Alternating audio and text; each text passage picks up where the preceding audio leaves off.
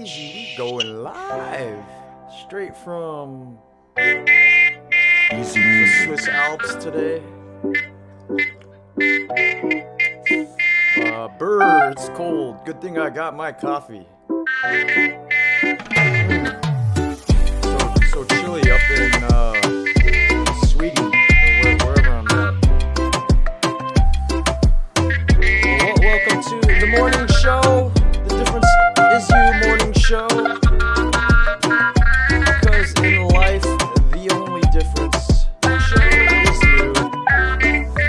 And here we go, everybody. This morning, we're going to talk about some very important issues, things that are always important: communication, empathy, and racism.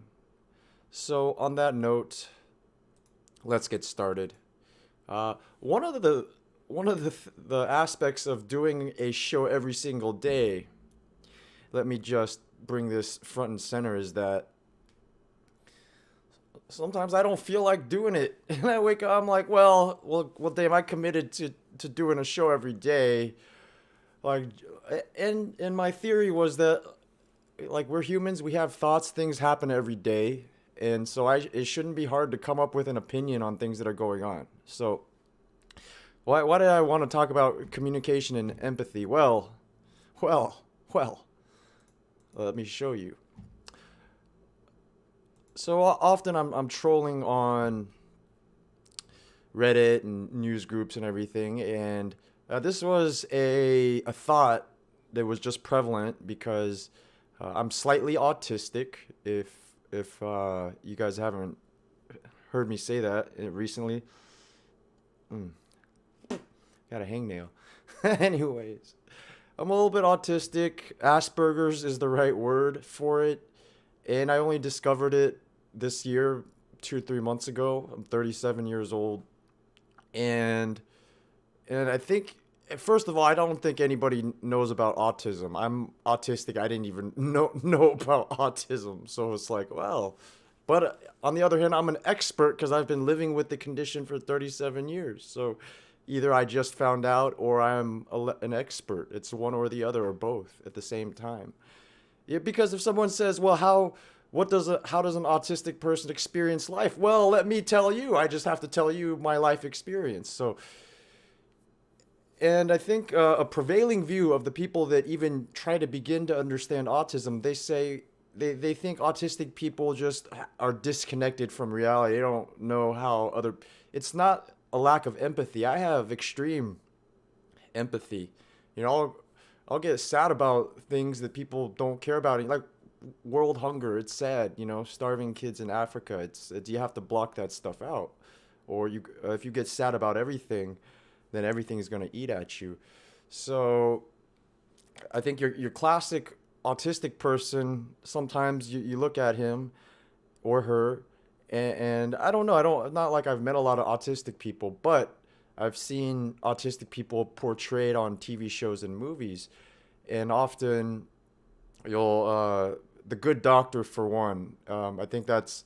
I don't think the guy is even autistic, the actor, so he's still just acting, and he's an amazing surgeon, and he saves people's lives. But oftentimes he just is socially disconnected. He doesn't know why things are a certain way. Small talk, relationships. Outside of being an amazing surgeon, the Good Doctor is just almost a dysfunctional human being, and it's not a lack of empathy. It's not that don't autistic people have the same feelings and feel the same way about the same things. It's a communication barrier. I'll give a personal example. Like my whole life, I've been unable to express that I feel stressed or anxious or I'm feeling anxiety about a situation, because the anxiety and the stress that I feel is somewhat abnormal. Like a normal person wouldn't feel super anxious, let's say standing in line at PetSmart. I get very anxious having to wait in long, well, I say unnecessary for me. And it's always manifested as impatience, to where, let's say I'm driving and I see a long line building up, I'm that asshole that will drive to the front and cut. And it's not that I haven't learned that, yeah, you got to wait your turn in line, and I can do that. But the lines waiting in one spot, it gives me anxiety. There's stress. And I haven't been able to outwardly express that. I mean, that might seem odd to you. What, you don't know you're stressed out? Yeah, that's exactly how it is.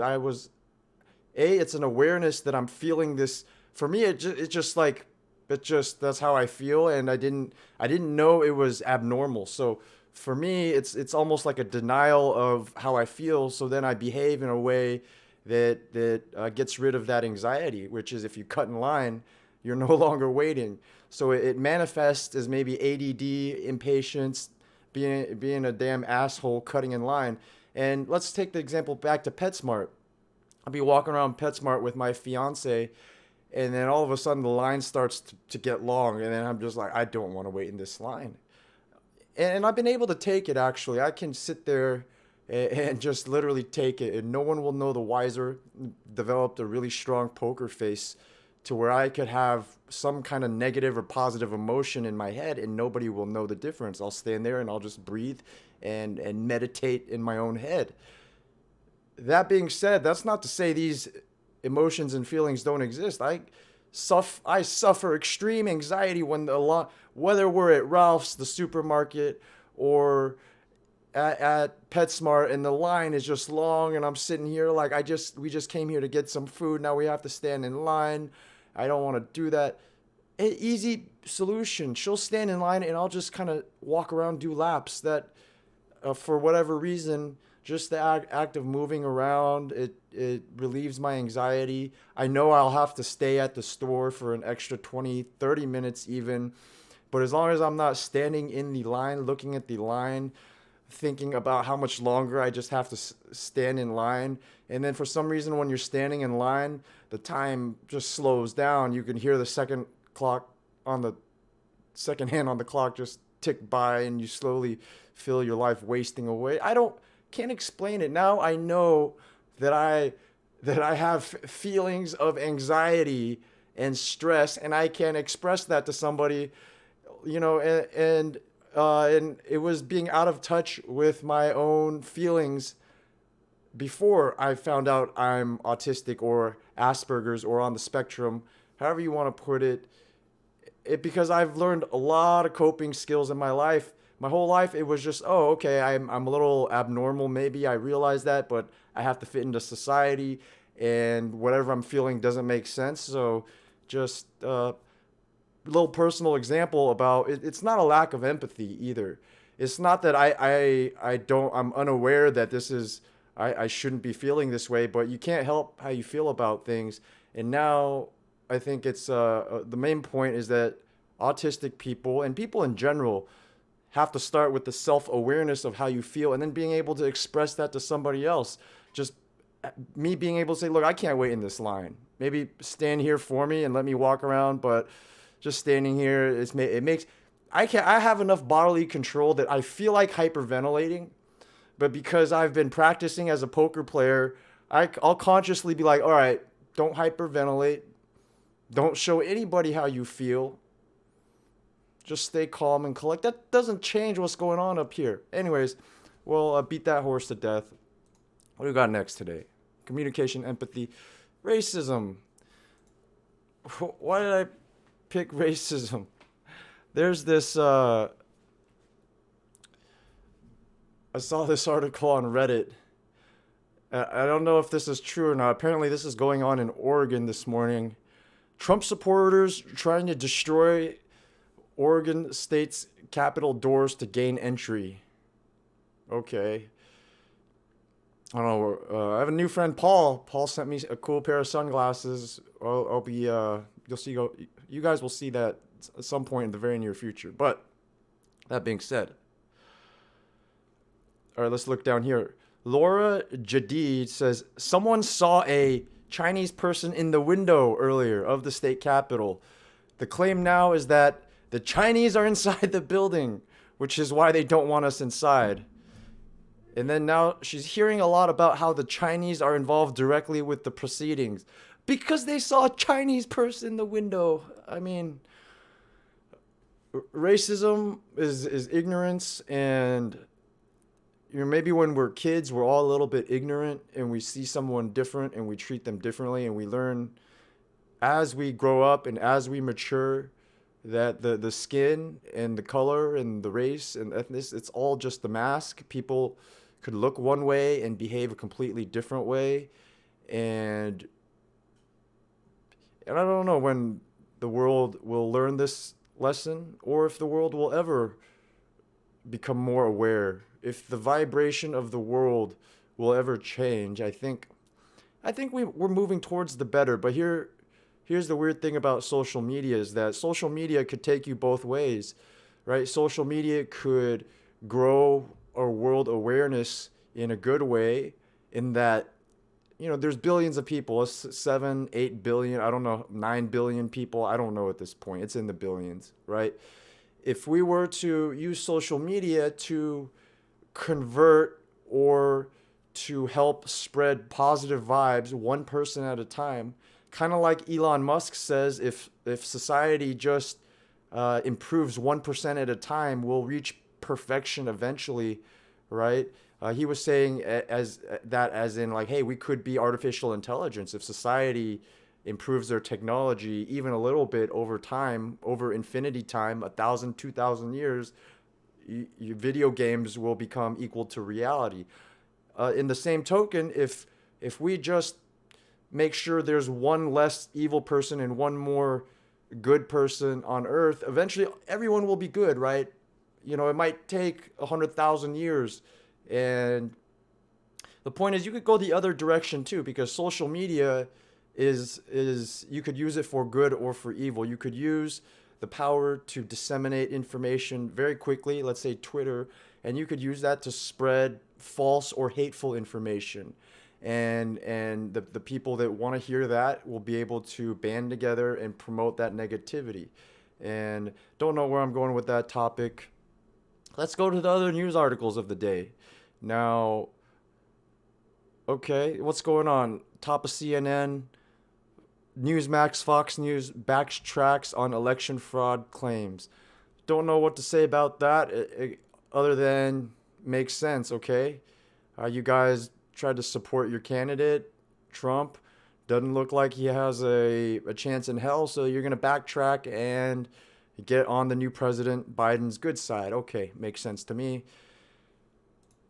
Now, here's an interesting one to look at. I found the same topic covered on both CNN and Fox News. Now, CNN paints it as, here's what Trump's attempt to upend, is it upend or upend? I don't know. From the context, I take it as to change or completely get rid of, right? The context is there. I actually Googled this. It means like turn on its head. Okay, that's what I would think it means from the context, because Trump doesn't like the deal. He's trying to. This makes me think he wants to get rid of it. He doesn't want to give Americans their stimulus checks. If all I was reading was the headline, I think, Trump, why don't you want to give us our money? But here's Fox News spin on the same issue. Fox says Trump puts GOP on its heels with 11th hour stimulus demands, throws wrench into Georgia Senate race. And yada yada yada. They changed this headline. It seems, I don't know. I'm not really here to analyze these articles in depth. I'm mainly just bringing awareness to issues and how different news outlets, depending on their political affiliations, the way that they lean, how they cover the same issue. And it might be the case Trump wants to give more money to people, so I really don't know. I'm just saying one news outlet paints it in a very, very negative way. The other news outlet, maybe not so much. So I want to encourage people to do more of this. And it's not just CNN or Fox News. There's a lot of news outlets. I just use those as the most extreme left and right news outlets. And if you want to be a more informed, less ignorant person, talk about empathy, should at least know what the news that people are reading. Okay, don't just read things that you agree with.